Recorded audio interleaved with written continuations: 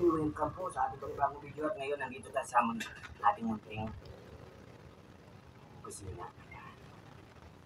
Ngayon, ang lulutuin ko po ngayon ay ang bistec. Iprito ko na po. Kasama ko po yung aking mayuwagang sandok. Itong sandok pong ito, meron po itong history.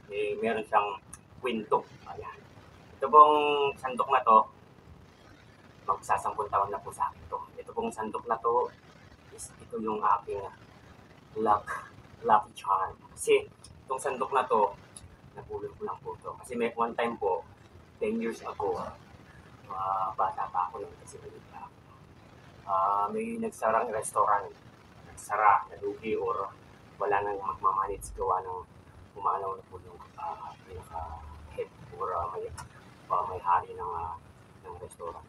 Ngayon, nung binabaklas na yung store nila or yung restaurant, napadaan ako. Gabi yun. Tapos nakita ko to sa isang sulok. Walang handle. Wala siyang hawakan. Napulot ko. Inuwi ko. Dininis ko. Sterilize ko. Niskis ko.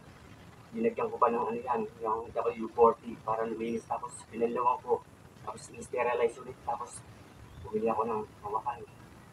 Itong hawakan na ito, antigo to. Tamagong. Yan. Ngayon, kasama ko siya. Buhat nung sa akin to, yun, nag-umpisa na ako magluto. At nagtayo ako ng karinderya. Unti-unti ako nagtayo ng karinderya. Nagluluto ako ng tatlong menu. How many days? 4, 5, 6. Hanggang dumami na. Hanggang nakilala na ako. Kaya malaki ang pasasalamat ko dito sa sandok na to. Tingnan mo, kamukha niya. Kaya, shoutout kay Boss Toyo. Ibebenta ko sa ito para may punan ako. Sige na! Hindi, joke lang. Yan po. Totoo po, real talk po. Ito pong sandok ang nagbigay po sa akin ng pag-asa at sipag para magluto. Okay, sarap.